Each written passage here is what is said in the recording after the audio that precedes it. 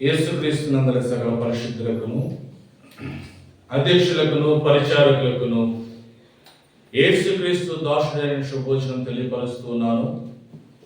మన తండ్రి దేవుని నుండి ఆయన కుమారుడైన యేసుక్రీస్తు వారి నుండి కృపయు సమాధానము మీకు కలుగునుగాక. ఆమేన్. ఆమేన్. లేఖన భాగంలోకి వెళ్ళే ముందు ఒక చిన్న సందర్భాన్ని ఉపమానం ఆలోచన చేద్దాం. ఒక స్త్రీ ఉంది. ఆ స్త్రీ ఎంతగానో కష్టపడి కూలి పనికి వెళ్ళి కొన్ని రోజులు ధనము దాచుకుని ఒక ఉంగరం చేయించుకుంది. ఏం చేయించుకుంది? ఉంగరం చేయించుకుంది.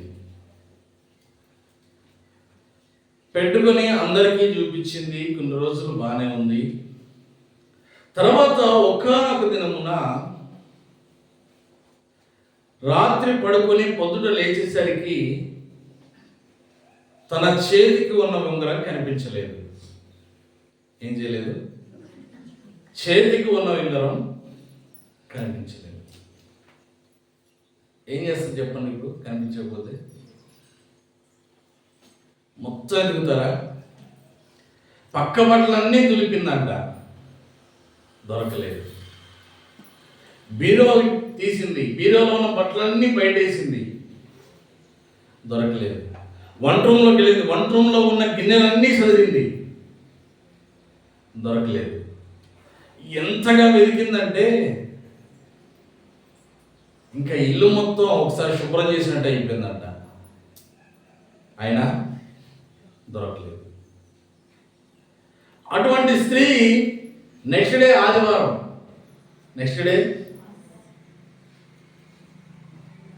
ఇక కష్టపడి చర్చికి వచ్చింది. రావడానికి అయితే కష్టపడి పాటలు పాడిద్దా? పాడుతున్న ఏ ఆలోచన వస్తుంది?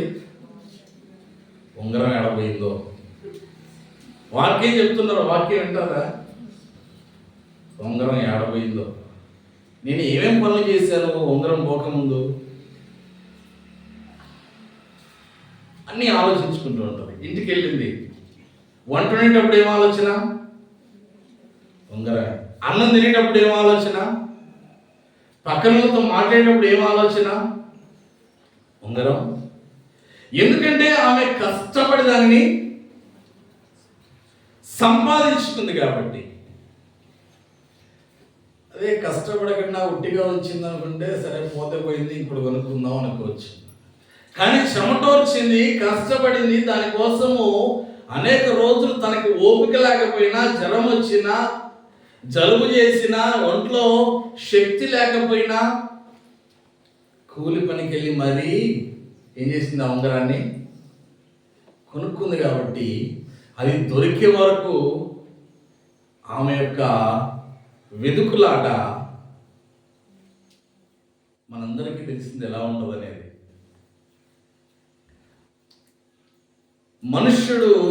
ప్రతి మనుష్యుడు కూడా, శరీరంతో ఉన్న ప్రతి మనుష్యుడు కూడా అనేక సందర్భాలలో అనేకమైన వాటిని వెతుకుతూనే ఉంటాం. కానీ వెతకాల్సిన దాన్ని వెతకట్లేదు. అందుకని నేను వాక్యం సెలవిస్తూ ఉంది. యెషయా గ్రంథము 41వ అధ్యాయం 17వ వచనం. యెషయా గ్రంథము 41వ అధ్యాయం 17వ వచనం. దీన దరిద్రుడు నీళ్లను వెతుకుచున్నాడు, నీళ్లు దొరకక వారి నాలుక దప్పి చేత ఎండిపోవచ్చున్నది. యెహోవాను నేను వారికి ఉత్తరం ఇచ్చెదను, ఇశ్రాయేలు దేవుడైన నేను వారిని విడనాడను. దీన దరిద్రులు దేన్ని వెతుకుతున్నారంటే నీళ్ళను వెతుకుతున్నారంట. దప్పి చేత వారి యొక్క నోరు, నాలిక ఎండిపోతూ ఉంది, గొంతుక ఎండిపోతూ ఉంది. నీరు అంటే పరిశుద్ధాత్మ దేవునికి. ఎవరు దేవుని వెతుకుతారు? ఎవరు దేవుని వెతుకుతారా అంటే దీన దరిద్రులు ఎవరైతే ఉంటారో వారు దేవుణ్ణి. డబ్బున్నోడు వెతుకుతాడా దేవుణ్ణి? చాలా తక్కువ, 1% అని కూడా చెప్పలేము. ఉన్న జనాభాలో డబ్బున్న వాళ్ళలో దేవుణ్ణి వెతికేది 1% అని కూడా. ఎక్కడ దాకా ఎందుకు, ఇప్పుడున్న ప్రపంచ జనాభాలో ఉన్న కోటీశ్వరులలో ఎవరు దేవుని వెతుకుతున్నారు, ఎవరు డబ్బును వెతుకుతున్నారు? చూడండి, అందరూ డబ్బును వెతుకుతున్నారు. దేవుని వాక్యం సెలవిస్తుంది, దీన దరిద్రులంట ఎవరు వెతుకుతారు? పరిశుద్ధాత్మను వెతుకుతారు, దేవుని వెతుకుతారు, నీటిని వెతుకుతారు. వారి నాలుక ఎండిపోయినా, వారి శరీరం రోగముతో ఉన్నా, వారు లేవలేని స్థితిలో ఉన్నా, వారి మనస్తత్వము బాలేకపోయినా, కష్టాలున్నా దేవుని వెతుకుతారా అంటే దేవునినే వెతుకుతారు. ఎప్పుడు వెతకాలని ఆశ కలిగిందంటే వారికి దేవుని యొక్క ఉద్దేశము, తలంపులు. నీళ్ళ యొక్క విలువ తెలిసినప్పుడే మనం నీటిని తాగుతాం. ఆహారం యొక్క విలువ తెలిసినప్పుడే మనం ఆహారం తింటాం. అలాగే దేవుని యొక్క విలువ తెలుసుకున్నప్పుడే మనం దేవుణ్ణి ఎదగడము మొదలు పెడతాం. యేసు ప్రభువు 12 ఏళ్ల వయసులో దేవాలయానికి తీసుకెళ్ళబడతాడు. 12 ఏళ్ల వయసులో దేవాలయానికి యేసు ప్రభువుని తీసుకెళ్ళినప్పుడు వారి తల్లిదండ్రులు ఆ పండగ వరకు ఉండి పండగ అయిపోగానే తిరిగి వచ్చేస్తారు.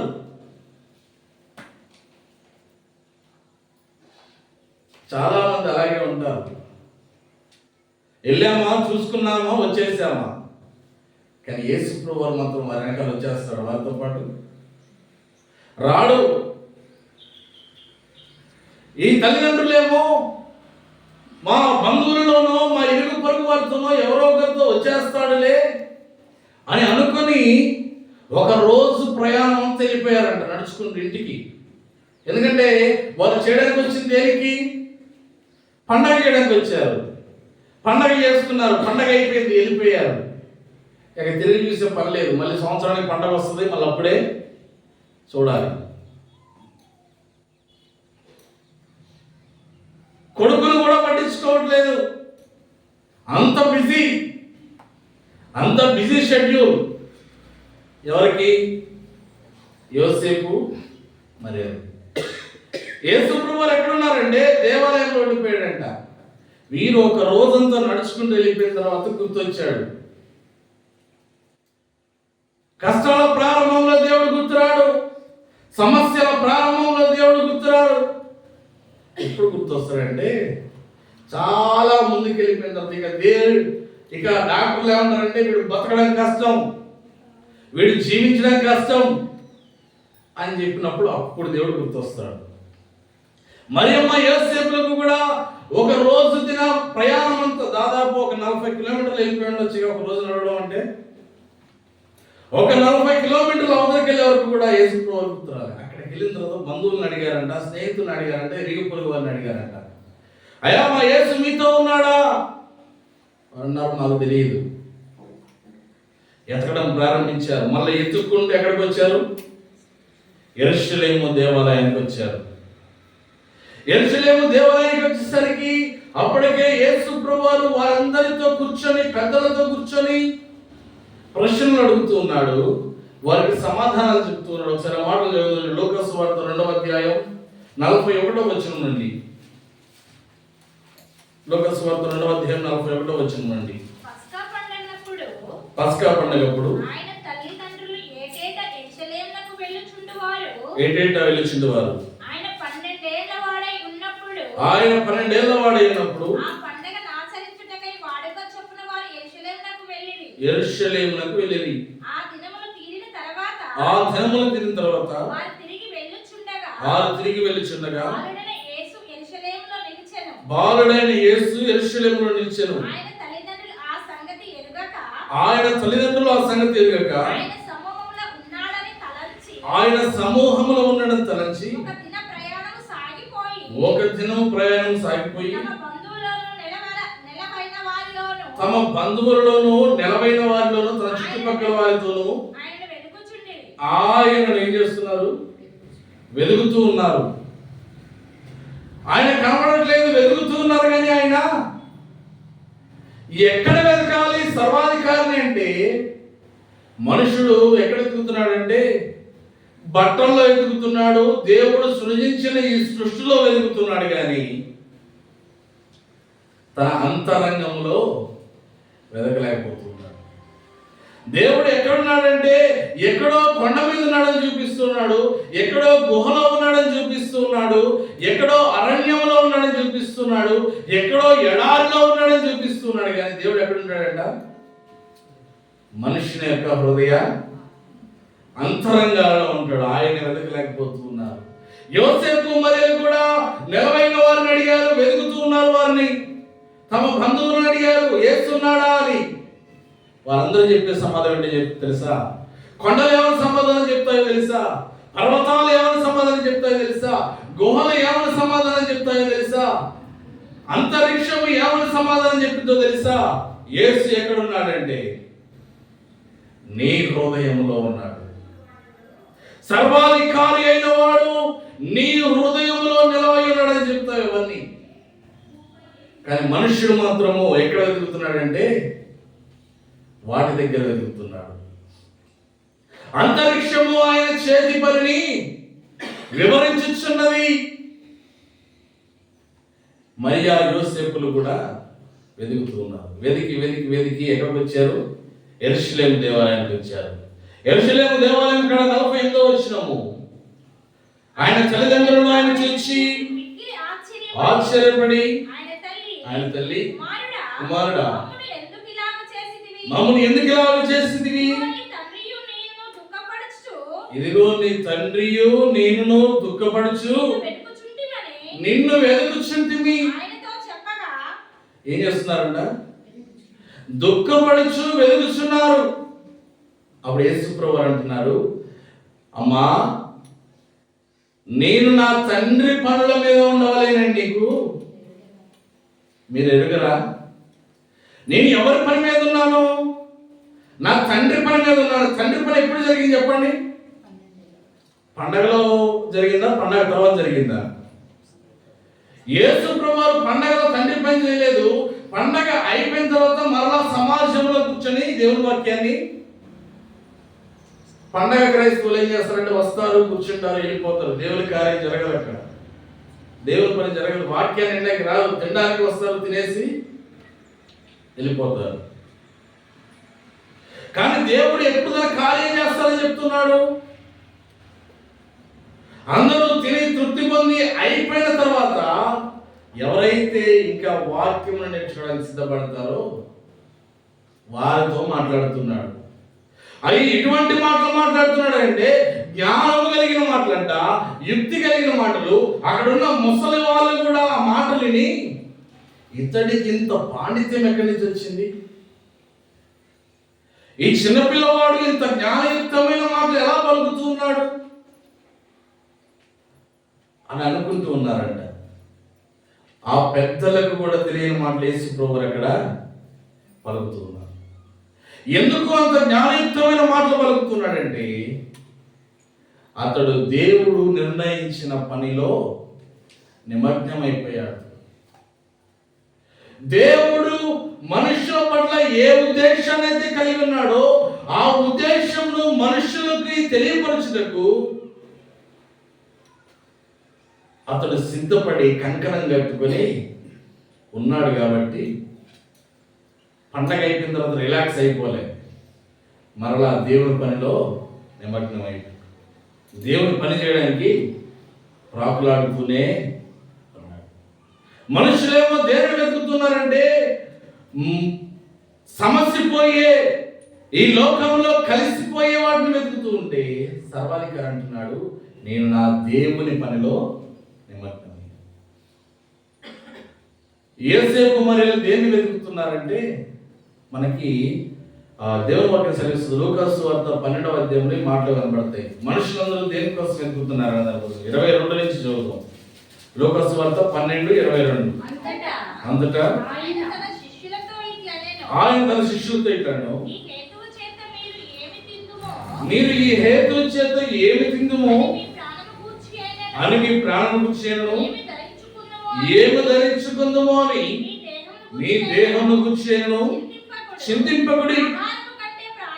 ఆహారము కంటే ప్రాణమును, వస్త్రము కంటే దేహమును గొప్పవి కావా? కాకుల సంగతి విచారించుడి. అవి విత్తవు కోయవు, వాటికి గరిసలేదు, కొట్టు లేదు, అయినను దేవుడు వాటిని పోషించుచున్నాడు. మీరు పక్షుల కంటే ఎంతో. మనుషుడు దేనికోసం ఆలోచిస్తున్నాడంటే శరీరమును కప్పుకొనుటకు వస్త్రముల గురించి వెతుకుతూ ఉన్నాడు. వస్త్రం కొనుక్కోవాలంటే ఏం చేయాలి? డబ్బులు కావాలి. డబ్బులు కావాలంటే పని కావాలి. పని కొరకు వెతుకుతాం. నివసించే ఇల్లు కావాలి. ఇల్లు కావాలంటే డబ్బులు కావాలి. ఇల్లు కట్టుకోవడానికి డబ్బులు కావాలంటే మరలా పని కావాలి, వెతుకుతాం. మనుషుడు దేని కొరకు వెతుకుతున్నాడంటే పని కొరకు వెతుకుతున్నాడు. తన నివాస జీవితము, తన జీవితం అంతయు సుఖముగా ఉండుటకు వెతుకుతూ ఉన్నాడు. అదే టైంలో దేవుడు ఏం చెప్తున్నాడంటే, మీకు రోజు కనిపించే ఆకాశ పక్షులు చూశారు కదా, అవి ఏం చేస్తున్నాయి? దున్నట్లేదు, చెమటోర్చట్లేదు, పంట కోయట్లేదు, అయినను అవి జీవిస్తూ ఉన్నాయి. కానీ మనుషులు ఏం చేస్తున్నారు చెప్పండి? ఎందుకంటే అవి ప్రతి దినము కూడా దాని సర్వాధికారిని ఆరాధిస్తూ ఉంటాయి కాబట్టి అవి సమృద్ధి కలుగుతుంది. వాటికి మనుషులకి డాక్టర్ అవసరం, పక్షులకి డాక్టర్ ఉన్నాడా? పక్షులలో డాక్టర్ లేడు. వాటికి తెలుసు ఏది తింటే ఏది మంది కింద పనిచేస్తుంది అనేది. అనేక జంతువులు ఉన్నాయి, ఆ జంతువులన్నింటికి డాక్టర్ ఉన్నాడు. కానీ మనుషులకి ఏం కావాలి? డాక్టర్ కావాలి. ఎందుకంటే మనుష్యుడు ఐహిక విచారముల వలన, మనస్సులో ఉన్న విచారముల వలన రోగములు తెచ్చుకుంటూ ఉన్నాడు, బాధలు తెచ్చుకుంటూ ఉన్నాడు. ఒక మనిషి యొక్క మనస్సు గాయపడింది. మనస్సు గాయపడితే దానికి మందులు ఉంటాయండి? గాయపడిన మనస్సుకి దెబ్బ తగిలితే దానికి మందులు ఉంటాయి, కానీ నొచ్చుకున్న మనసుకి, బాధపడే మనసుకి మందులు ఉండవు. దాన్ని ఎలాగైతే మనం రెక్టిఫై చేసుకుంటామో కొద్ది దినాలకి, ఎలాగైతే దాన్ని విడిచిపెట్టి మనము నార్మల్ మనుషులం అవుతామో, అలాగే దేవుడి శరీరం అంతా కూడా నార్మల్ అయ్యేటట్టు చేశాడు. కానీ మనం తినే తిండ్ల వలన మనుషుడు అత్యాశపరుడు కాబట్టి మందులేసి పండిస్తూ ఉన్నాడు. ఆ మందుల వలన శరీరము క్షీణించిపోతూ ఉంది. కాబట్టి డాక్టర్ అవసరం అవుతుంది. దేవుని వాక్యం సెలవిస్తూ ఉంది, మనుషుడు అనేక పై విచారముల నిమిత్తము ఆలోచిస్తూ తపన పడుతున్నాడు. కానీ ఆకాశ పక్షిని చూసి జ్ఞానం తెచ్చుకోమంటున్నాడు. తర్వాత మాటలు చదువుదాం. మరియు మీలో ఎవడు చింతించుట వలన తన ఎత్తును మూరెడు ఎక్కువ చేసుకోగలడు. కాబట్టి అన్నిటికంటే తక్కువైనవి మీ చేత కాకపోతే మీరు చింతింపనేలా? పువ్వు ఎలాగ వెతుకుచున్నదో ఆలోచించుడి. అవి కష్టపడవు, వడకవు, అయినను సొలొమోను సహితము ఒకదాని వలనైనను అలంకరింపబడలేదని మీతో నిశ్చయముగా చెప్పుచున్నాను. తర్వాత మాట, నేడు పొలములో ఉండి రేపు పొయ్యిలో వేయబడు అడవి గడ్డిని చూడండి, దేవుడు వాటిని అలాగ అలంకరించినలా అల్ప విశ్వాసులారా నీకు మరి ఎంత నిశ్చయముగా వస్త్రములు ఇచ్చును, ఏమి తిందుమో ఏమి త్రాగుదుమో అని విచారింపకుడి, అనుమానము కలిగి ఉండకుడి. ఈ లోకపు జనులు వీటన్నిటిని వెతుకుదురు, ఇవి మీకు కావలసి ఉన్నవని మీ తండ్రికి తెలియను. మనకి ఏదైతే అవసరం ఉందో అది మన తండ్రికి ముందుగానే తెలుసు. మరి తండ్రి ఏం చేశాడు? మనకి ముందుగా తెలిసిన తండ్రి ఏం చేశాడు? ఇచ్చాడా? ఇస్తే మన దగ్గర ఉండాలి కదా, మన దగ్గర లేదే. మన తండ్రికి ముందే తెలుసు కదా, మరి ఆయన ఏం చేశాడు అంటే దేవుని వాక్యం సెలవిస్తుంది, మనకి కష్టము రాకముందే, బాధ రాకముందే, వ్యాధి రాకముందే దేవుడు సమస్తమును చేసి ఉంచాడు. దాని పరిష్కారాన్ని ముందే ఆయన చేసి ఉంచాడు. దేవుడు ఆదామును ఏదోను తోటలో తయారు చేయక మునిపే సమస్తము చేశాడా లేదా? సమస్తము చేసి పెట్టాడు. తనకి కావలసిన ఆహారాన్ని పెట్టాడు, కావలసిన నీటిని పెట్టాడు, కావలసినవన్నీ కూడా ఏదో తోటలో పెట్టిన తర్వాత దేవుడు ఆదాముని చేశాడు. దేవుడు మన పట్ల కూడా అదే తలంపును కలిగి ఉన్నాడు. మనకి కావలసిన సమస్తమును కూడా ఆయన ముందుగానే నిర్ణయించి చేసి పెట్టి ఉంచాడు. కానీ మనమే తొందరపాటుతో ఇంకా నాకు దేవుడు ఏం చేయలేదు అని అనుకుంటాం. ఆయన ముందుగానే చేసి పెట్టాడు, కానీ అది మన దగ్గరికి రావడానికి కొంచెం సమయము పడుతుంది. కొంచెం సమయం పడుతుంది, వేచి చూడాలి. ఈ లోపల కష్టం రావచ్చు, నష్టం రావచ్చు, వ్యాధి రావచ్చు, రోగం రావచ్చు, బాధ రావచ్చు, ఇరుకులు రావచ్చు, ఇబ్బందులు రావచ్చు. అది మన దగ్గరికి వచ్చింది అనుకోండి, అప్పుడు సంతోషం. అంటూ ఉన్నాడు, ఇవన్నీ మీకు కావాలని మీ తండ్రికి ముందుగానే తెలియను. కాబట్టి మీరేం చేయాలి? మొదట ఆయన రాజ్యమును వెతకండి, ఆయన రాజ్యమును, ఆయన నీతిని. అందుకని దావీదు భక్తుడు ఈ విధంగా మాట్లాడతాడు. కీర్తన గ్రంథం 86వ అధ్యాయం మొదటి వచనంలో, కీర్తన గ్రంథం 86వ అధ్యాయం మొదటి వచనం, యెహోవా నేను దీనుడను దరిద్రుడను, చెవియొగ్గి నాకు ఉత్తరమిమ్ము. మహారాజు అయిన వాడు ఏమని పలుకుతున్నాడు? ఆయన రాజ్యమును వెతికినప్పుడు, అయ్యా నీ రాజ్యము ముందు నేను దరిద్రుడనయ్యా. దేవుని దరిద్రుడంట. దావీదు దగ్గర లేనిది లేదు, బంగారం ఉంది, డబ్బు ఉంది. రాజు అంటే ఇంకా చూడాల్సిన పని లేదు, అన్నీ ఉంటాయి, సుఖభోగాలు. కానీ ఎప్పుడైతే దావీదు దేవుని రాజ్యాన్ని వెతికాడో, ఆయన రాజ్యమును చూసినప్పుడు ఈ దావీదు దగ్గర ఉన్నదంతా కూడా ఎలా ఉందంటే దరిద్రంగా కనబడుతుంది. నేనంత దరిద్రున్నయ్యా, నీ రాజ్యంతో పోల్చుకుంటే నా రాజ్యం ఏ పాటిది? నేను దీనుడును దరిద్రుడును, నాకు చెవి యొగ్గి ఉత్తరం ఇయ్యయ్యా. నీవు చెవి యొగ్గి నాకు ఉత్తరం ఇయ్యకపోతే నేను వెదికిన ప్రయాస పెద్ద. నేను నిన్నే వెతుకుతూ ఉన్నాను. ఇదిగో సమాజంలో ఉన్న నరులందరూ తమకు కలిగిన వస్తువులను చూసి అవి పోయినప్పుడు వెతుక్కుంటూ ఉంటారు. ఆహారం కోసం వెతుకుతారు, నీరు కోసం వెతుకుతారు, వస్త్రముల కోసం వెతుకుతారు, ఇంటి కోసం వెతుకుతారు, కావలసిన వస్తువుల కోసం వెతుకుతారు. కానీ నేనేం చేస్తున్నానంటే నీ రాజ్యమును వెతుకుతున్నాను, నీ నిత్య సింహాసనాన్ని నేను వెతుకుతున్నాను. ఆ సింహాసనాన్ని నేను చూడగా నాకు కలిగినదంతా వ్యర్థం, దరిద్రంలాగే ఉంది. అదంతా దరిద్రుడు ఎలా జీవిస్తాడో అలా జీవిస్తున్నట్టుగా అనిపిస్తుంది నా బ్రతుకు నేను చూసుకుంటే. డబ్బున్నోడి జీవితంలో నా జీవితం లేదు. ఎందుకంటే ఇంతకంటే గొప్పవైనవి నీ దగ్గర ఉన్నాయి కాబట్టి. ఇంతకంటే గొప్పవైనవి నీ దగ్గర ఉన్నాయి కాబట్టి.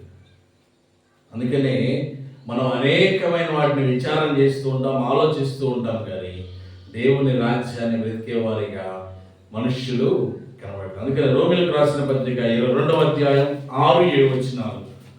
రోమిలకు రాసిన పత్రిక 2వ అధ్యాయం 6-7 వచనాలు. ఆయన ప్రతి వానికి వాని క్రియల చొప్పున ప్రతిఫలం ఇచ్చును. ఆయన ప్రతి వానికి వాని క్రియల చొప్పున ప్రతిఫలం ఇచ్చును. సత్క్రియను ఓపికగా చేయించు. మహిమను ఘనతయు అక్షయతను వెదుకు వారికి నిత్య జీవం. దేన్ని వెతకాలంట? మహిమను ఘనతను అక్షయతను. అక్షయత అంటే నిత్య జీవమును వెదుకు వారికి ఆయన మన నిశ్చయముగా పరలోక రాజ్యము అనుగ్రహించు. మనుషునికి వాని క్రియల చొప్పున దేవుడు ఏం చేస్తున్నాడంట? ప్రతిఫలం ఇస్తున్నాడంట. కొంతమంది మహాజ్ఞానులు ఏం చేస్తారంటే, ఇందాక ఏదో దావీదు కీర్తన 86వ అధ్యాయం 1వ వచనం, అయా నేను దీనుడును దరిద్రుడును అనగానే, అయ్యగారు మేము కూడా దీనులమే దరిద్రులమే, మేము కూడా దీనులమే దరిద్రమే, సహాయం చేసేంత ఓపిక మాలో లేదు, మేము మధ్యతరగతి వాళ్ళం, పేదవాళ్ళం, మేమే ఎవరు సహాయం చేస్తారో అని చూసేవాళ్ళం అని ఆలోచించేవారుగా ఉంటారు. దేవుని మందిర పని విషయంలో, దేవునికి ఇచ్చే విషయంలో. దావీదు మాట్లాడిన మాట ఏమో పరలోకం గురించి మాట్లాడితే, మనుషులేమో దాన్ని తీసుకొని మేము దరిద్రులమే అంటారు. పరలోకమును చూసినప్పుడు దావీదు భక్తుడికి కలిగింది ఆ ఉద్దేశం, కానీ అతడు చేయవలసిందంతా చేస్తూనే ఉన్నాడు దేవుని సన్నిధిలో. దేవుని సన్నిధిని నిలబెట్టుటకు, దేవుని కొరకు మందిరము కట్టుటకు ఎన్నో వేల కోట్ల విలువైనటువంటి బంగారాన్ని ఇచ్చేశాడు. కాకపోతే మనుషులు ఏమంటాడంటే, ఇచ్చేస్తే ఎవరు పెద్దోళ్ళు అయిపోతారు? పాస్టర్ గారు పెద్దోళ్ళు అయిపోతారు, మేము ఏమైపోతాం? చిన్నవాళ్ళు అయిపోతాం. దేవుని వాక్యం సెలవిస్తుంది, వారి క్రియల చొప్పున ఏం చేస్తారంట? ప్రతిఫలం ఉంటుంది. నువ్వు రూపాయి ఇస్తే నీకు రూపాయి వస్తుంది. వడ్డీ ఏం కలిపిడు ఆయన.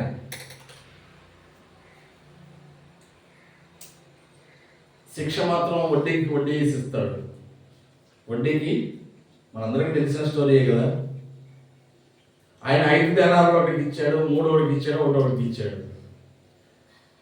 వాటిని డబల్ చేసిన వాళ్ళు మెచ్చుకున్నాడు. ఒకటే తెచ్చిన వాడు ఏమన్నాడు?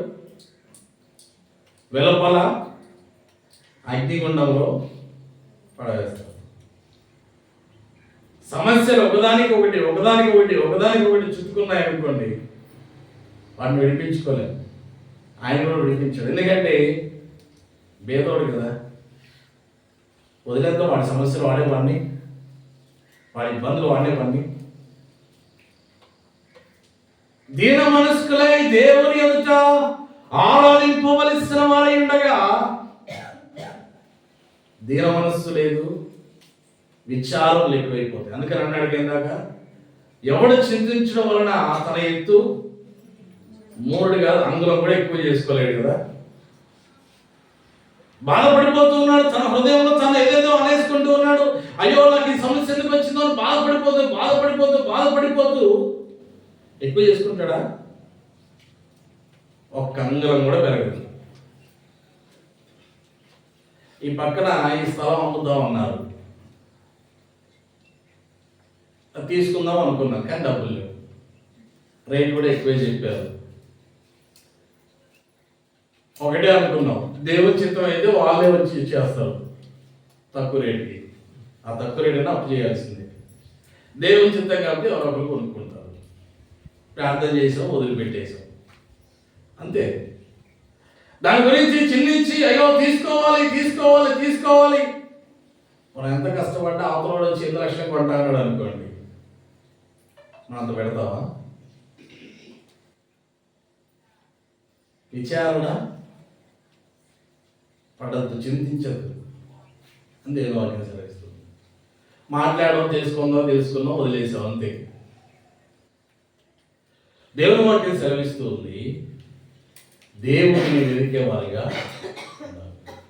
మనుషులు వేటిగా వెతుకుతున్నారు కానీ దేవుని మహిమను, ఘనతను, అక్షయతను వెతికినప్పుడు ఆయన పరలోక రాజ్యాన్ని అనుగ్రహిస్తారు. మరొకసారి ఆ మాట చదువుతున్నాం. 2వ అధ్యాయం 7, 6, 7 వచనాలు. ప్రతిఫలం ఇచ్చును, సత్క్రియలు ఓపికగా చేయాలంట. సత్క్రియ చేసినమంటే ప్రతిఫలం కనిపించకపోవచ్చు. సత్క్రియ చేసాం, మంచి కార్యం చేసాం, దేవుని సన్నిధిలో పాటుపడ్డాం, దేవుని నామములో అనేక మందికి ప్రచురం చేశాం, అనేక మంది మారు మనసు పొందారు, ఇదంతా జరిగింది. దేవుని సన్నిధికి అనేక మందిని నడిపించాం, కష్టంతో ప్రయాసతో చేశాం, ఓపికగా చేసాం, ఫలితం రావట్లేదు అని నిరుత్సాహపడకుండా మరి ఎక్కువగా చేయాలి. మరి ఎక్కువగా మనం పని చేసినప్పుడే ఆయన ఏం చేస్తారంట, వాని క్రియల చొప్పున ప్రతిఫలం ఇచ్చి మహిమను, ఘనతను, అక్షయతను మనం వెతుకుతున్నాం కాబట్టి మనకి పరలోక రాజ్యాన్ని ఆయన అనుగ్రహించబోతున్నాడు. అందుకని ద్వితీయోపదేశకాండము 4వ అధ్యాయం 29వ వచనంలో ఈ విధంగా మాట్లాడుతూ ఉన్నాడు. చూద్దాం చూడండి. ద్వితీయోపదేశకాండము 4వ అధ్యాయం 29వ వచనము. అయితే అక్కడి నుండి నీ దేవుడైన యెహోవాను మీరు వెతికిన యెడల మీ పూర్ణ హృదయముతోను మీ పూర్ణ ఆత్మతోను వెతికినప్పుడు, ఎప్పుడు ప్రత్యక్షమవుతాడంట? పూర్ణ హృదయముతోను పూర్ణ ఆత్మతోను దేవుని వెతికినప్పుడు ఆయన మీకు ప్రత్యక్షమవుతాడు. తండ్రిని ఆరాధించేవారు ఆత్మతోనూ సత్యముతోనూ ఆరాధింపబడను. ఎంతమంది ఆరాధిస్తున్నారంటే చాలా తక్కువ మంది, చాలా కొద్ది మంది ఆత్మతో సత్యముతో ఆరాధించేవారు. అందుకనే పైవారం చదువుకున్నాం, మారు మనస్సు పొందండి, మారు మనస్సు పొందండి, మారు మనస్సు పొందండి, లేని యెడల మీ దీపస్తంభమును మీరున్న చోటు నుంచి నేను తీసివేస్తాను అంటున్నాను. పూర్ణ హృదయముతో ఎవరైతే దేవుని ఆరాధిస్తారో, ఎవరైతే పూర్ణ మనసుతో దేవుని ఆరాధిస్తారో వారికి దేవుడు సమీపముగా ఉంటాడంట. దేవుడు సమీపముగా ఉంటే లాభం ఏంటి? శత్రువు మన ఎదుట యుద్ధానికి వస్తాడు, నిలబడతాడు, కానీ జయించలేడు. గొలియాతుని చూసి దావీదు అన్నలున్నారు, దావీదు బంధుమిత్రులు అందరూ ఉన్నారు, వీరు బలశాలులే, పెద్ద వయస్సు కలిగిన వారే, యుద్ధమందు నిపుణులే, యుద్ధం ఎలా చేయాలో వారికి తెలుసు, అవతలని ఎలా ఓడించాలో తెలుసు, యుద్ధంలో ఎలా విజయాన్ని పొందాలో తెలుసు. ఎవరికి? ఇశ్రాయేలీయుల తరపున యుద్ధం చేస్తున్న దావీదు బంధుమిత్రులందరికీ తెలుసు. కానీ గొలియాతును చూడండి ఏం చేశారు? భయపడిపోయారు. కానీ దావీదు 5 రాళ్ళు తీసుకున్నాడు. ఎన్ని? 5 రాళ్ళు ఎందుకు తీసుకున్నాడయ్యా అంటే దానికి ఒక బైబిల్లో లేదు, కానీ దానికి ఒక స్టోరీ ఉంది, దానికి ఒక చరిత్ర ఉంది. గొలియాతు యొక్క అన్నదమ్ములు మొత్తం 5 అంట. గొలియాతు యొక్క అన్నదమ్ములు 5 సేమ్ ఒకటేలాగా ఉంటారంట. అదే బలము, అదే శౌర్యము. దావీదు ఒక రాయితో కొట్టాడు. కొట్టినామంటే వాళ్ళు కూడా వస్తారేమో అనుకున్నాడు. ఎప్పుడైతే దేవుని మహిమ ద్వారా దావీదు గొలియాతుని జయించాడో మిగిలిన నలుగురు జంప్ పక్కన నుంచి ఆ చుట్టుపక్కల కూడా కనపడలేదు. ఎంతమందిని కొట్టాడు? 4, 5 కొట్టాడు దావీదు అంటే. లేదు, ఒక్కనే కొట్టాడు. మిగతా 40 ఎవరు కొట్టారు? దేవుడు ముందే ధర్మేశాడు ఆ సందర్భాన్ని చూసి. మిగతా 4 రాళ్ళు అలా ఖాళీగా ఉన్నాయి. దేవుని వెతుకుతూ ఉన్నాడు ఎవరంటే దావీదు. అందుకనే నీ మహిమను, నీ ఘనతను, నీ నక్షత్రను నేను వెతుకుతున్నానయ్యా. కాబట్టి నువ్వు నాకు, నా ప్రార్థనకు చెవియొగ్గు, నా మొర అంగీకరించుము. గాఢాంధకారములో నేను సంచరించినను ఏ అపాయములకు భయపడనంటే. ఎందుకు భయపడట్లేదు దావీదంటే, ఈయన యుద్ధం చేయడానికి ముందుకెళ్తే చాలంతే, నిలబడితే చాలు క్రీస్తు పక్షమున. యుద్ధం జరిగించేవాడు, విజయము నాది కాదు, యుద్ధము నాది కాదు, యెహోవాదే అన్న దృఢ సంకల్పంతో ముందుకు వెళ్ళాడు కాబట్టి విజయాన్ని చూశాడు. కాబట్టి దేవుని సెలవిస్తూ ఉంది, ఆయన మీ పూర్ణ మనస్సుతో, పూర్ణ ఆత్మతో, పూర్ణ వివేకముతో ఆయనను వెతికినప్పుడు ఆయన మీకు కనబడుతుంది. మరొక మాట చదువుతున్నాను. 2వ దినవృత్తాంతాల గ్రంథము 7వ అధ్యాయం 14వ వచనం. దినవృత్తాంతం 2వ గ్రంథము 7వ అధ్యాయం 14వ వచనం. నా పేరు పెట్టబడిన నా జనములు తమ్మును తాము తగ్గించుకొని ప్రార్థన చేసి నన్ను వెతికి తమ చెడు మార్గములను విడిచిన యెడల. ఇక్కడ చెప్తూ ఉన్నాడు, నా పేరు పెట్టబడిన నా జనులు అంటే క్రైస్తవులు ఏం చేయాలంటే, మొట్టమొదటిగా తమ్మును తాము తగ్గించుకోవాలి. ఏం తగ్గించుకోవాలి? సరస్వక్తులు ఎక్కడ మాట్లాడతారంటే, దేవుని సంఘంలో మాట్లాడేవారు ఉన్నారు సరస్వక్తులు. అంటే కామెడీ అంటే అవతల వారిని తక్కువ చేసి మాట్లాడటం. అనేక మంది గర్విష్ఠులు హృదయాలు కలిగి దేవుని సన్నిధిలోనికి వస్తారు. పాపము హృదయాలతో దేవుని సన్నిధిలోనికి వస్తారు. వారికి ఉన్న బలమును చూసి గర్విస్తూ దేవుని సన్నిధిలోనికి వస్తారు. అవన్నీ ఎక్కడ ఉండాలంటే అన్యులకు తగినవి, క్రైస్తవులకి. కానీ క్రైస్తవులు అని పేరు నా పేరు పెట్టుకున్న నా చిన్నులు కూడా ఏం చేస్తున్నారంటే, వీటన్నిటిని హృదయాల్లో ఉంచుకొని తగ్గింపు లేకుండా మేము ప్రార్థన చేస్తున్నాం అంటున్నారు, పాటలు పాడుతున్నాం అంటారు, వాక్యం వింటున్నాం అంటున్నారు, అనేక మందిని రక్షిస్తున్నాం అంటున్నారు. కానీ ఏం లేదు, వాళ్ళు తగ్గింపు లేదు. మరొకసారి అదే మాట చదువుతుంది చూడండి. నా పేరు పెట్టబడిన నా చిన్నులు తమ్మును తాము తగ్గించుకొని ప్రార్థన చేసి నన్ను వెదకి తమ చెడు మార్గమును విడిచిన యెడల ఆకాశము నుండి నేను వారి ప్రార్థనను విని వారి పాపములను క్షమించి వారి దేశమును. దేవుడు మన కొరకు ముందుగానే మేలుని సిద్ధపరిచించాడు. ఆ మేలుని పొందుకోవాలంటే దీన మనస్సు కలిగి ఉండాలి, మారు మనస్సు కలిగి ఉండాలి, నలిగిన హృదయం కలిగి ఉండాలి. ఆయన్ని ప్రార్థించాలి, ఆయన్ని గోజాడాలి, ఆయన పాదముల చెంత చేరాలి. గర్విష్టి హృదయమును పక్కన పెట్టాలి, చెడు హృదయమును పక్కన పెట్టాలి. అదే మారు మనస్సు. మారు మనస్సు పొంది ఆయన అడిగినప్పుడు ఆయన దేశమును స్వస్థపరుస్తాడు, కుటుంబమును స్వస్థపరుస్తాడు. అందుకని దేవుని వాక్యం సెలవిస్తుంది, వెదకండి. దేనిని వెతకాలి? ఆయన నీతిని, ఆయన రాజ్యమును మొదట వెతకాలి, తర్వాత మిగతా వాటిని వెతుక్కోవాలి. వెతకద్దని చెప్పలే, పనులు వెతకద్దని చెప్పలే, ఇంటి కోసం వెతకద్దని చెప్పలే, వస్త్రం కోసం వెతకద్దని చెప్పలే. కానీ మొట్టమొదట నా నీతిని, నా రాజ్యమును వెతకండి. అప్పుడు అవన్నీ మీకు అనుగ్రహించబడతాయి.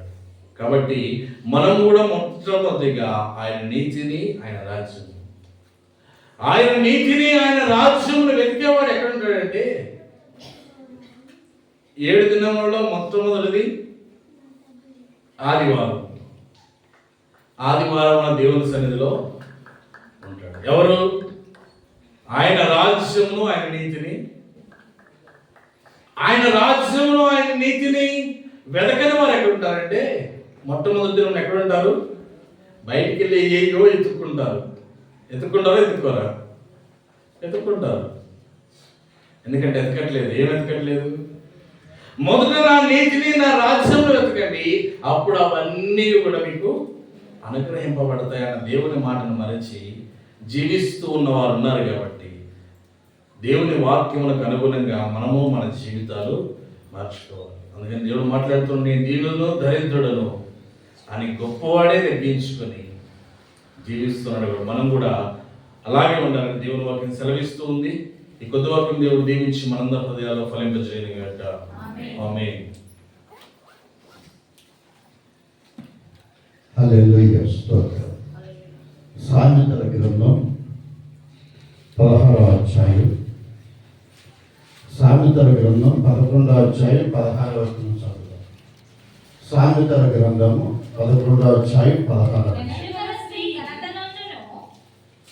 నెనరు గల స్త్రీ ఘనత నందును, బలిష్ఠులు ఐశ్వర్యం చేపట్టుదురు. చాలండి. ఇక్కడ నెనరు గల స్త్రీ ఘనత నందును అని రాయబడింది. ఎలాంటి ఘనత అనే దాని కొరకు కుటుంబంలో ఎలా ఉండాలి, ఏం చేస్తే బాగుంటుంది, దేవుడు దేనిని చూసి ఆనందిస్తాడు, ఇంటిలో వారు దేనిని చూసి ఆనందిస్తారు, ఘనత అంటే ఎలా వస్తుంది. బైబిల్ గ్రంథంలో ఇప్పుడు దాకా మనం అనేక మాటలు మనం చదివాం.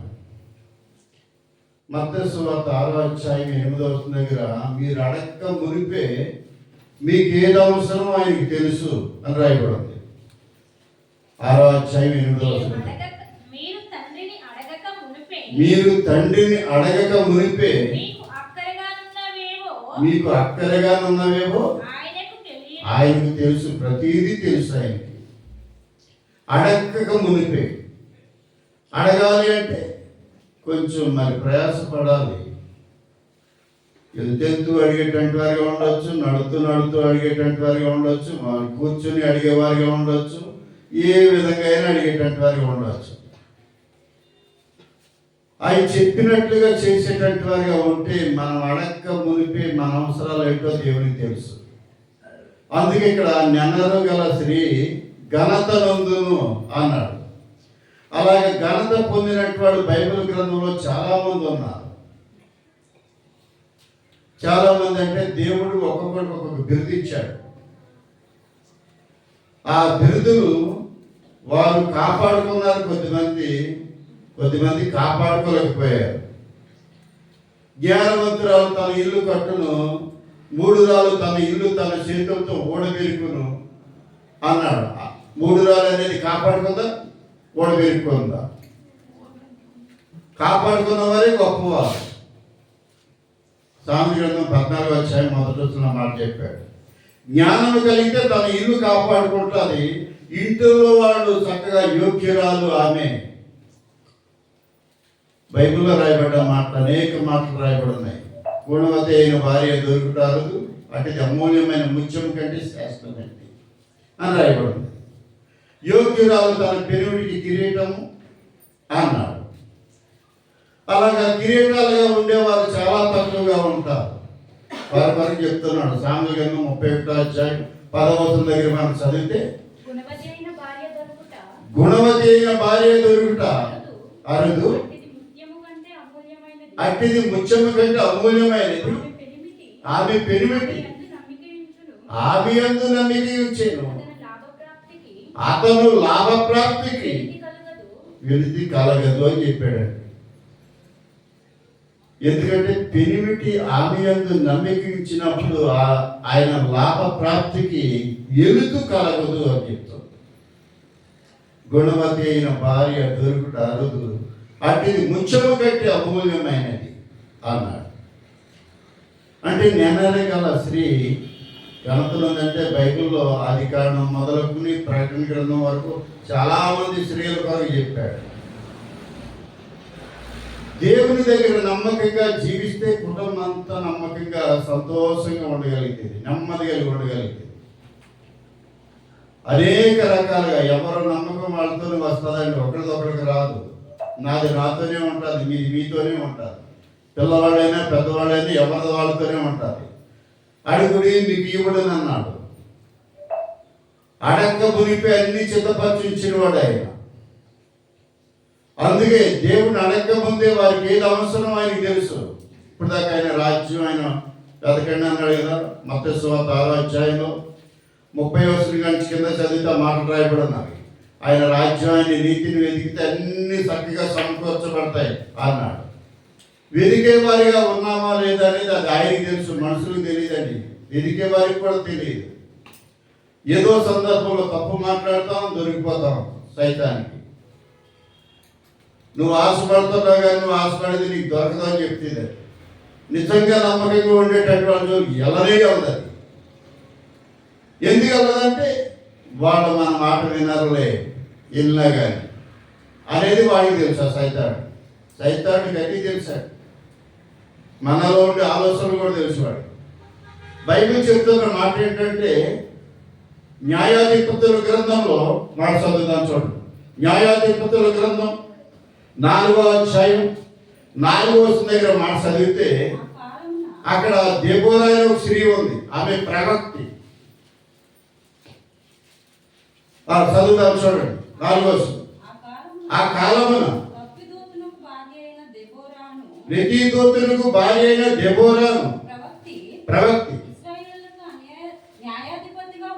ఇశ్రాయేలుకు న్యాయాధిపతిగా ఉండేను. అంటే ఒక స్త్రీని దేవుడు న్యాయాధిపతిగా ఉంచాడంటే ఎంత నమ్మకంగా ఉందా మీ దేవుని ఎదుట అనే దానిపై ఇశ్రాయేలుకు ఆ దెబోరాను న్యాయాధిపతిగా ఉంచాడండి. ఆమె ఇశ్రాయేలు ప్రజలకు ఏదన్నా కీడు జరగకపోతుంటే చెప్తుండేది. ఆ దేశం మీదకి ఎవరన్నా యుద్ధానికి రాబోతుంటే చెప్తుండేది, ఇదిగో ఇలా జరగబోతుంది అని చెప్పేది. దేవుడు ఒక్కొక్కడు ఒక్కొక్క విధంగా ఎంచుకుంటాడు. అందుకే దేవుని మాట విని ఆయన మాట ప్రకారం నడచడానికి ఇష్టపడే స్త్రీలు ఉన్నారు, విని అనుసరించకుండా నడిచే స్త్రీలు ఉన్నారు. వారి వరకు ఆయన తెలియచేస్తున్నాడు. నా మాట విని నా మాట ప్రకారంగా నడిస్తే నువ్వు ధన్యురాలుగా తీర్చబడతావు, గనురాలుగా తీర్చబడతావు, ఘనత నొందుతావు. స్త్రీలు కానీ పురుషులు కానీ. ఘనత అనేది మనుషులు చూసేలాగా మనుషులు చేసేటట్టు వారు చాలామంది ఉన్నారు. మనుషులు చూసేలాగా చేయొద్దని యేసుప్రభు చెప్పాడు. నువ్వు ఏది చేసినా మనుషులు చూసేలాగా చేయొద్దు అన్నాడు యేసుప్రభు. మనుషులు చూసేదే మనుషుడికి నచ్చితే, చూడకుండా చేసేది మనుషుడికి తెలియదు కదా. ఇప్పుడు నేను చాలా సందర్భాల్లో చెప్తాను. నేను మీ ఇంటికి వచ్చినాడు మీ తలుపులు వేసి ఉన్నాయనుకోండి, పాస్టర్ గారు ఏంటి చాలాడైంది రాలేదు అన్నట్టుగా ఉంటారు. మనుషులు చూస్తేనే వచ్చినట్టుగా ఉంటారు. నేను వచ్చినప్పుడు తలుపు వేసి ఉంటే నేను వెనక్కి వచ్చేస్తాను, మీరు రాలేదని అనుకుంటా. అలాగా ఆయన అందరినీ చూస్తున్నాడు, నన్ను చూస్తున్నాడు, లోపల ఉన్న ప్రజలు చూస్తున్నాడు, సంఘంలో ఉన్న జనులను చూస్తున్నాడు. అందరికీ ఉపకారం చేస్తానికి ఆయన ఇష్టపడుతున్నాడు. కానీ చేసే పనిని బట్టి సత్క్రియ అనేది మంచి పని చేస్తూ నమ్మకంగా దేవునికి కనిపిస్తే దాని ప్రతిఫలం మనకు వస్తుంది. ఆమె తెలియజేసింది ఏంటంటే, దెబోరా అనే ఆమె కింద 14 వచనం దగ్గర వస్తే, అదే న్యాయాధిపతుల గ్రంథం 4వ అధ్యాయం 14 వచనం దగ్గర చదివితే అక్కడ ఇద్దరు రాజులు ఉన్నారు. దెబోరా వెమ్ము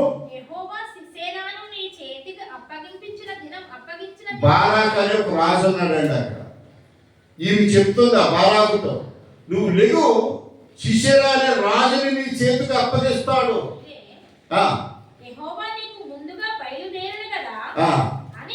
అని బారాకుతో చెప్పినప్పుడు బారాకు 10,000 మంది మనుషుల్ని వెంట పెట్టుకుని దిగి వచ్చాను.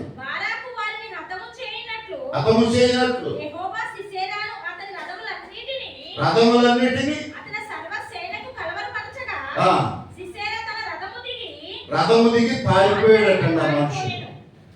పారిపోయాడు. ఎందుకంటే దేవుడు మాట ఇస్తే నెరవేర్చేటటువంటి వాడు.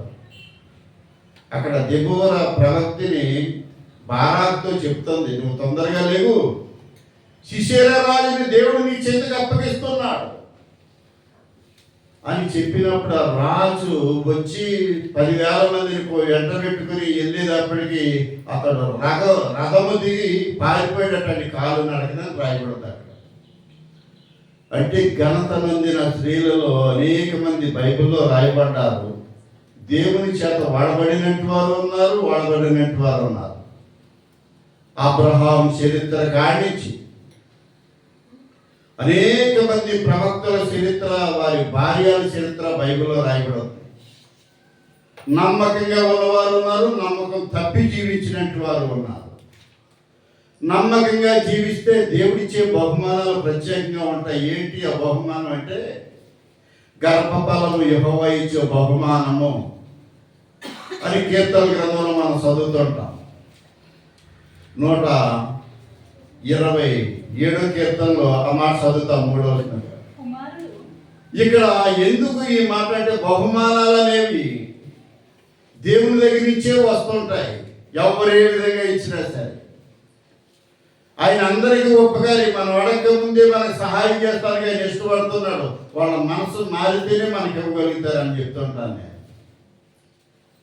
వాళ్ళు అవ్వడంటే కావచ్చు, అందరికీ ఉపకారి దేవుడే, అందరినీ పుట్టించినవాడు ఆయనే, అందరిలోని ఆయన ఆత్మ ఉన్నది. కానీ మరి మనుషులు రకరకాలుగా జీవించేవారుగా ఉన్నారు కదా.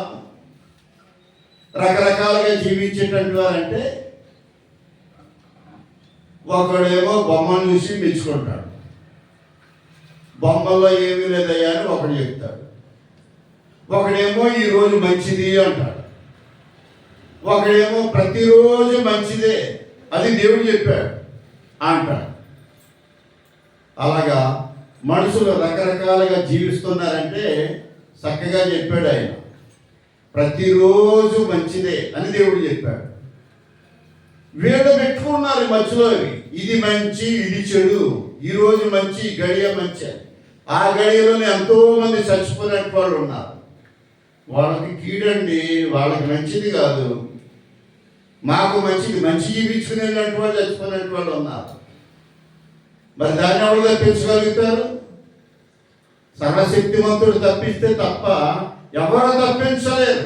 ఎందుకు ఈ మాట చెప్తున్నానంటే దెబోరా ప్రవక్తిని లేవు, ఆ శిశుల రాజు నీ చేతికి వాళ్ళని అప్పగిస్తున్నాడు అని బారాకుతో చెప్పినప్పుడు, బారాకు బయలుదేరి వెళ్ళేటప్పటికి అతడు రథం దిగి పారిపోయాడు. అనేక మందిని పట్టుకున్నారు, ఓడించారు, చంపేశారు, రకరకాలుగా వాళ్ళ చరిత్రలు ఉన్నారు.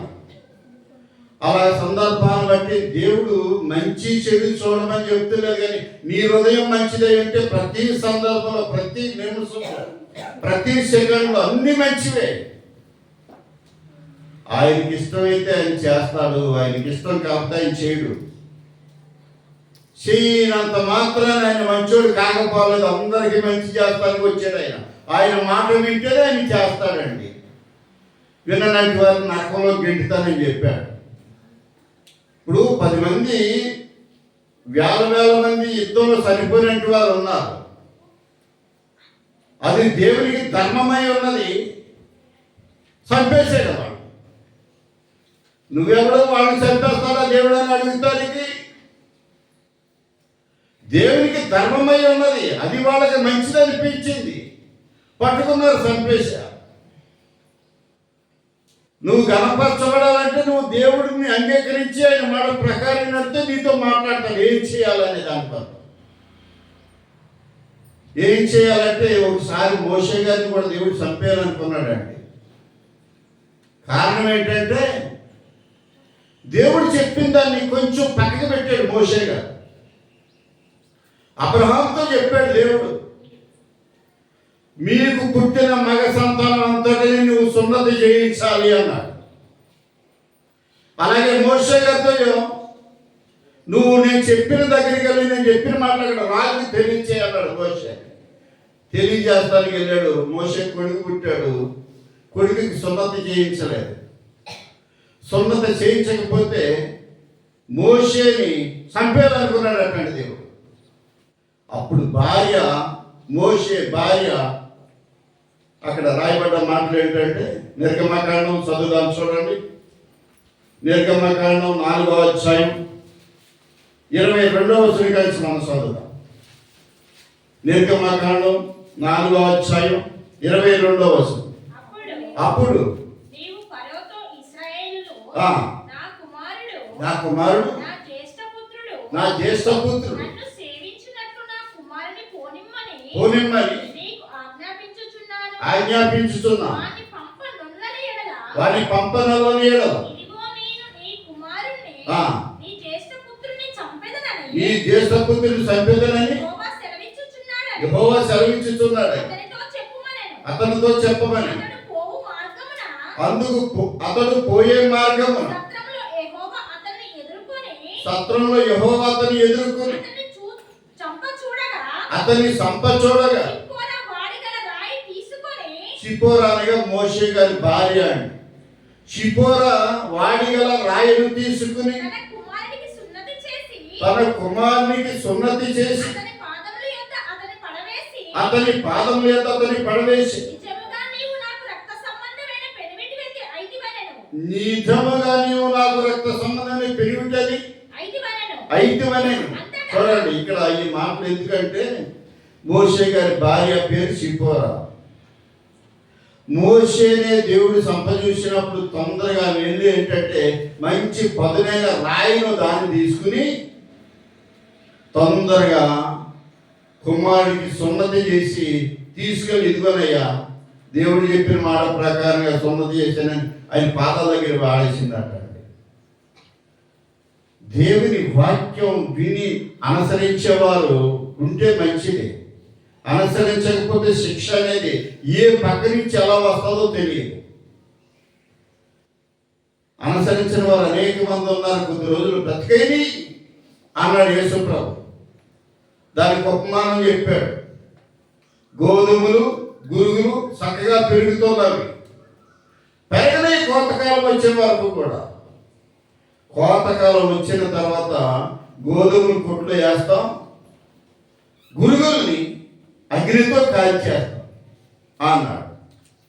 నమ్మనంటి వారి స్థితి ఆ విధంగా ఉంటుందని గురుగులతో పోల్చాడు లోకంలో ఉన్న ప్రజలు.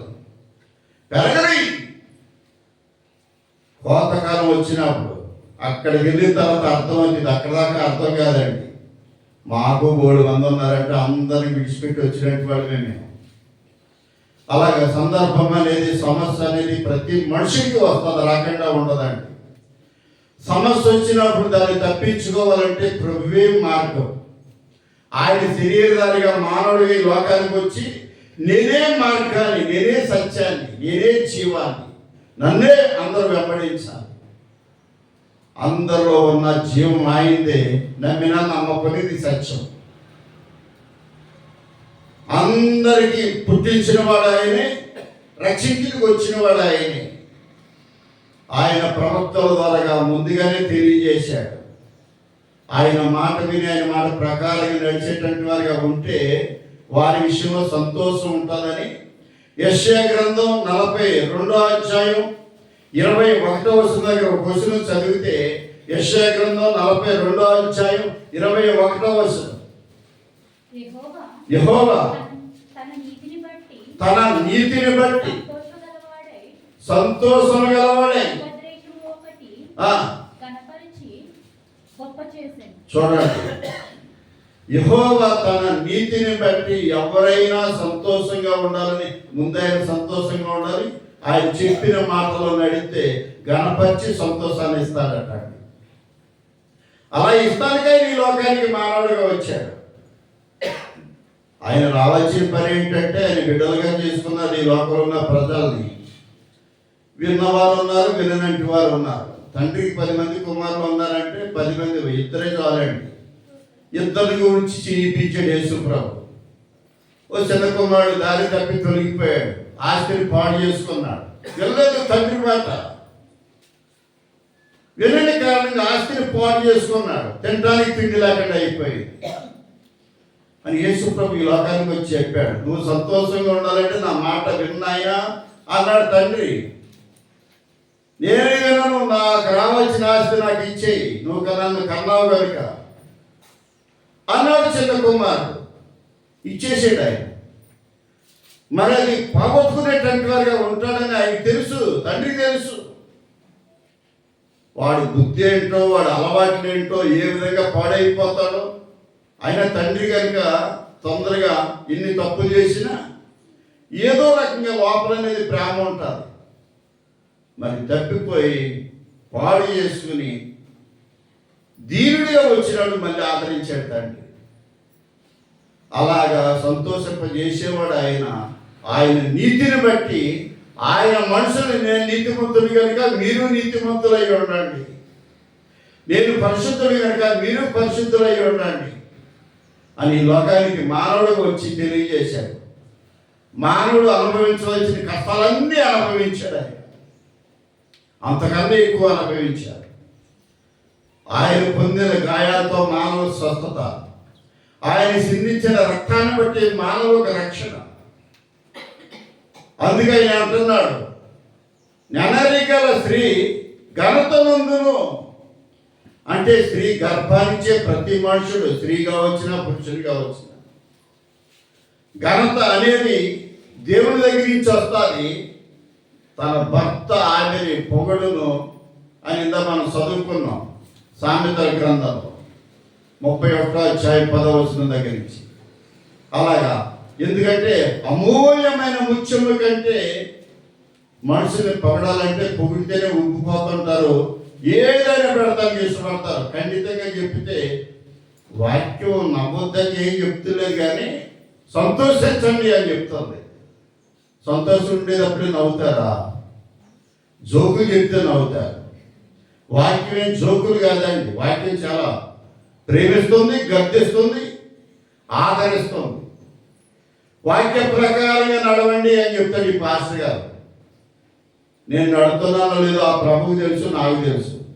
వాక్య ప్రకారంగా నడిస్తే మొహమాటం లేకుండా మాట్లాడతాం. వాక్య ప్రకారంగా నడవకపోతే మీరు చెప్పినట్టే మేము చేస్తాం అన్నారనుకోండి, దేవునికి విరోధి అయిపోతాడు. నేను అంటుంటాను, మీకు విరోధనైనా పర్లేదు, నేను దేవునికి విరోధనైతే నన్ను నరకంలో పడతాను తీసుకెళ్ళి. అలాగా భూమి మీద నెమ్మది లేకుండా బ్రతికిన 4 రోజులు. ఆయన చెప్తున్న మాట ఏంటంటే, వింటే యోగ్యులుగా తీర్చబడతారు, దేవుని రాజ్యాన్ని చూడగలుగుతారు. ఈ భూమి మీద ఏది తక్కువ చేయడు ఆయన, అన్ని సమృద్ధిగా ఉంటాయి. నమ్మిన ప్రతి వారికి ఏది అవసరం అది ఇస్తానని చెప్పాడు ఆయన. ఇచ్చినప్పుడు మనం సంతోషంగా ఉంటాం. మన పై రూపాన్ని చూస్తుంటామండి, ఆయన లోపల అంతరంగాన్ని చూస్తున్నాడు. అందుకే దావీదు గారు అంటున్నాడు కీర్తన గ్రంథంలో 139 కీర్తన 13 దగ్గర అనుకుంటా మాట్లాడబడింది. అక్కడ ఏం చెప్తున్నాడంటే, నా అంతరింద్రియములు కలగజేసిన వాడు నీవే, నా తల్లి గర్భమందు నన్ను నిర్మించిన వాడు నీవే అంటున్నాడండి. నా అంతరింద్రియములు కలగజేసిన వాడు నీవే. కలగజేసిన వాడికి అన్నీ తెలుసు. ఒక కారు ఉందనుకోండి, ఆ కారు దాన్ని తయారు చేసినటువంటి పాట ఇక్కడ పెడితే ఎలా ఉంటుంది అలా తయారు చేసినటువంటి తెలుసు. ఏదన్నా పోయింది అనుకోండి, మెకానిక్ మామూలుగా దాని సౌండ్ మీరు చెప్పగలుగుతాడు, పలానా పోయిందని, సీనియర్ మెకానిక్. అలాగే దేవుడు సృష్టించాడు, దేవుడే సమస్తాన్ని శరీరాన్ని తయారు చేసి అన్ని అవయవాలు పెట్టి నువ్వు సంతోషంగా ఉండరా బాబు అంటే చేసుకునే పనులను బట్టి వచ్చి ఓ పక్కనిచ్చి నెత్తి మీదకి ఎక్కి దుక్కేస్తుంది. ఈ బాధ, భయము, రకరకాల సమస్య అలాగ అడిగిపోతూ చెప్పుకోలేక బాధపడుతుంది శరీరం. దేవుని మాట వింటున్నారు కానీ అనుసరించేవారుగా ఉంటే నెమ్మదిగా జీవిస్తారని వాక్యం చెప్తున్నమాట. అందుకే యేసుప్రభు అన్నాడు, ప్రయాసపడి భారం మోస్తున్న సమస్త జనులారా నా దగ్గరికి రాని, నేను మీకు విశ్రాంతి కలగజేస్తానంటే అది ఈ భూమి మీద విశ్రాంతి కాదు. ఈ దేహాన్ని విడిచిపెట్టిన తర్వాత పరలోకంలో విశ్రాంతి. అది ఎవరు చూసి వచ్చారండి? ఇక్కడే కదా మనం ఉండవచ్చిందంటే ఇక్కడ ప్రతి మనుషుడు కష్టపడాలి. కష్టపడకపోతే ఏదో రకంగా బ్రతికేస్తాం. ఈ లోపల ఉన్న ఈ ఆత్మ ఉంది, అది బయటకు వచ్చిన తర్వాత, ఈ శరీరాన్ని విడిచిపెట్టి బయటకు వచ్చిన తర్వాత దేవుడి దగ్గరికి వెళ్ళిపోవాలి. ఇక్కడ చేసిన పనులను బట్టి మంచివారు అని చెప్పుకోవచ్చు, చెడ్డవారు అని చెప్పుకోవచ్చు. మంచోడు చచ్చిపోతే చాలా మంచోడు అండి ఆయన పాపం అంటారు. పాపం ఎందుకు కలిసింది అక్కడ? చెడ్డోడు చచ్చిపోతే దుర్మార్గుడు చచ్చాడు అంటారు. అలాగా సావు పుట్టుకల దేవుని చేతిలో ఉన్నాయి. సాంఖ్య గ్రంథంలో చెప్పాడు, జీవ మరణముల 4 వచ్చున అన్నాడు ఆయన. అలాగే ఆయనే పుట్టించాడు, ఆయనే ఏదో ఒక రోజున పిలుస్తాడు, వెళ్ళిపోవాలి ప్రతి వారు కూడా. ఎక్కడున్నా సరే, నువ్వు ఎక్కడ దోకున్నా సరే ప్రభుదాసు అలాగే వెళ్ళిపోవచ్చింది. ఆయన దగ్గరికి వెళ్ళిన తర్వాత తీర్పు ఉంటుంది. నేను చెప్పింది ఏంటి, నువ్వు చేసింది ఏంటి అక్కడ అంటాడు. ఆ తీర్పులో నిలబడ్డప్పుడు అర్థమవుతుంది ఈ మనుషుడి పరిస్థితి ఏంటనేది. ఘనత నొందినవాడా, ఈయన దిశలో ఉన్నాడా. బైబిల్ గ్రంథంలో అనేక చోట్ల చెప్పాడు. ఏం చెప్పాడు ఆయన అంటే, స్తోత్రం, దానియేలు గ్రంథం 12వ అధ్యాయంలో మొదట ఒక 3 వచనాలు మనం చదివితే అక్కడ తెలియచేస్తున్నాడు. దానియేలు గ్రంథం 12వ అధ్యాయం, ఈ మరణం అనే దాని వరకు చదువుదాం. చూడండి ఆ మాట. దానియేలు గ్రంథం 12వ అధ్యాయం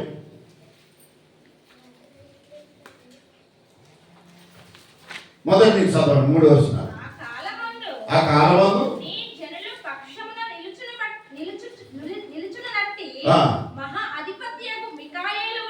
మహా అధిపతి అయిన మిఖాయేలు వచ్చెను. కూడిన కాలం మొదలుకొని ఈ కాలము వరకు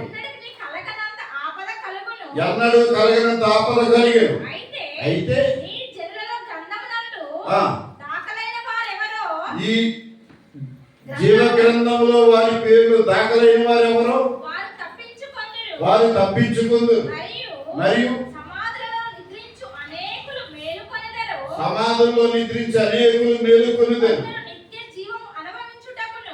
కొందరు నిత్య జీవం అనుభవించుటకును, కొందరు నిందల పాలగుటకును, నిత్యముగా హేయులగుటకును మేలుకొందురు. బుద్ధిమంతులైతే ఆకాశ మండలంలోని జ్యోతులను పోలిన వారు ప్రకాశించేదరు అని చెప్తున్నాడండి. ఇంకో మాట, నీతి మార్గం అనుసరించి నడుచుకున్నట్లు ఎవరు అనేకులు తిప్పుదురో వారు నక్షత్రముల వలె నిరంతరము ప్రకాశించేదరు అన్నాడండి. ఆ 3వ వచనం దగ్గర. బుద్ధిమంతులైతే ఆకాశ మండలం ఉన్న జ్యోతిని పోలిన వారై ప్రకాశించేదారు అంటున్నాడు. ఎందరూ ఆయన వైపుకు తిప్పేవారిగా ఉంటారో వారందరూ, మనం ఇక్కడి నుంచి వెళ్తే ఎవరికైనా చెప్తామో చెప్పమో కూడా మనకు తెలియదు. మీరు మేలు పొందితే కదా మీరు పొందిన మేలు ఎదటోడు చెప్తారు. ఏదో వస్తున్నా కూర్చుంటున్నా బొమ్మలాగా వెళ్ళిపోతున్నా అంటే ఎంత బాధపడతారు మీరు. మరి ప్రభు చెప్పింది ఏంటి? నా ద్వారాగా మీరు పొందిన మేలు ఎదటి వారికి తెలియచేయమన్నాడు. దాన్నే సాక్ష్యం. బాగు చేస్తే నన్ను బాగు చేశాడు యేసుప్రభుని తెలియనట్టు వారికి చెప్పమన్నాడు. నేను వచ్చే పర్యంతం నన్ను జ్ఞాపకం చేసుకోండి అన్నాడు. అంటే దానికి చెప్పమని, తను జ్ఞాపకం చేసుకుంటూ ఆయన చేసిన మేలు ఎదటి వాళ్ళకి చెప్పమని. అందుకే ఆయన ఏం చెప్తున్నాడంటే, బుద్ధిమంతులైతే అంటున్నాడు. దేవుని వాక్యాన్ని ఎదటి వాళ్ళకి మనం చెప్పగలుగుతాం. మనం చెప్తే ఎవరు వింటారండి అనుకునేటువంటి వాళ్ళుగా ఉన్నాం. మనం చెప్పి దేవుని మాట ప్రకారంగా నడిచేటువంటి వారిగా ఉంటే దేవుడు ఎన్ని సంవత్సరాలు కాపాడినా ఏదో వస్తున్నా కూర్చున్నా వెళ్ళిపోతాం. కానీ కనీసం దేవుడు చేసిన మేలు కొరకు మా ఇంటికాడ ప్రార్థన పెట్టండి అనేటువంటి వారు లేరు చాలా మంది. ప్రార్థన పెట్టించి దేవుని మహిమపరితే అధికమైన మేలు చేసి పెడతాడు ఆయన. చిన్న స్థితిలో ఉన్నవారిని అలాగ కొంచెం ఇచ్చేవాడు ఆయన. ఏమో మేము ప్రార్థన పెట్టుకుని మా పక్కన మమ్మల్ని చేస్తారేమో అనుకుంటారు ఈ లోకంలో ఉన్న మనసు. అందుకే యేసుప్రభు అన్నాడు, మొదటగా నా నీతిని, నా రాజ్యాన్ని వెతకండి, మీకు అన్ని సమకూర్చబడతాయి. ప్రభువుని నమ్మామని ఎదటి వాళ్ళకి తెలియచేయాలంటే ప్రార్థన పెట్టి నోట్లో అనుకున్నట్టు ఇంట్లో పెట్టుకుంటే కుదరదు. కొంచెం అలాంటి సౌండ్ బాక్స్ ఏదో పెట్టి నలుగురు వినపడేలాగా చెప్పిస్తే ఏ మాట ఎవరిని ఎలా పట్టుకుంటుందో తెలియదు. ఇన్ని మాటలు చెప్పాను నేను, ఒక్క మాట మీకు గుర్తుందో లేదో నాకు తెలియదు. నన్నరేగల స్త్రీ ఘనతనందును అని మొదటగా చూపించిన మాట. అలాగా దెబోరా అనే స్త్రీ రాజులకి, ఇశ్రాయేలుకి న్యాయాధిపతిగా ఉంది. అక్కడ ఇశ్రాయేలు రాజు నిద్రపోతుంటే లెగయ్య తొందరగా సిసేరా రాజుని దేవుడు మీ చేతికి అప్పగిస్తున్నాడు అని మేలుకొలిపి పంపించి అతను పట్టుకో. అలా సందర్భాలను బట్టి దేవుడు న్యాయమైనదే చేస్తాడు. ఎందుకంటే అతను ఇతనికి శత్రువుగా ఉన్నాడు. విడిచిపెడితే వచ్చి ఇతను చంపేసి ఇతను రాజ్యాన్ని లాగేసుకుంటాడు. వాడు తప్పులు చేసేటటువంటి వాడికి అలాంటివి ఏం పట్టించవు. నువ్వు నమ్మకంగా జీవిస్తున్నావు కనుక నువ్వు ఇంకా నా నీతిగా జీవించాలనేదే నా కోరిక అంటున్నాడు దేవుడు. అలా నీతిగా జీవిస్తే దాని ప్రతిఫలం మన మీదకి వస్తుంది. అలా నమ్ముట మనవంతు అయితే, చేయుట సృష్టికర్త అయిన ప్రభువు వంతు. అడుగుడి మీకు ఇవ్వడను అన్న దేవుడు అన్యాయస్తుడు కదా, అబద్ధికుడు కాదు. ఆయనకి ఇష్టం లేకపోతే, ఆయనకి అవసరం లేకపోతే ఇవ్వడు. ఆయనకి అవసరం అయితే ప్రతిదీ మనకి ఇస్తాడు. ఇది నమ్మండి, ప్రార్థన చేసుకోండి. సర్వశక్తిమంతుడా, కరుణామయుడా యేసు ప్రభువా, ఎన్న మాటలు మీ హృదయాలు మీరు ఫలింపచేయండి. మీ మాట చొప్పున మీ బిడ్డలు మీరు బలపరిచి నడిపించండి. నెనరు గల స్త్రీ ఘనతలందున మీ లేఖల ద్వారా మీరు మాట్లాడారు. స్త్రీ పురుషుల కొరకు మీరు మాట్లాడారు. తండ్రి, మీ మాట విలువైనది, బలమైనది. నమ్మిన ప్రతి వారి విషయంలో ఆనందింపజేసేది, ఎల్లప్పుడూ నీతిమంతులుగా ఉండి సంతోషించేవారుగా ఉండాలని మీ లేఖల ద్వారా మాతో మీరు మాట్లాడారు. మీ కృప, మీ కాపుదల మీ సన్నిధిలో ఉన్న మీ బిడ్డలపై ఉంచండి. ఎవరే సమస్యతో ఉన్నారో మీకు తెలుసు. విని గ్రహించే మనసును దయచేయండి. వారి సమస్య నుంచి వారికి విడుదల దయచేయండి. యేసయ్య నామములో అడిగి వేడుకుంటున్నాం తండ్రి, ఆమేన్. మంచిది. అందరం లేచి నిలబడి ఒక పాట పాడుతుండగా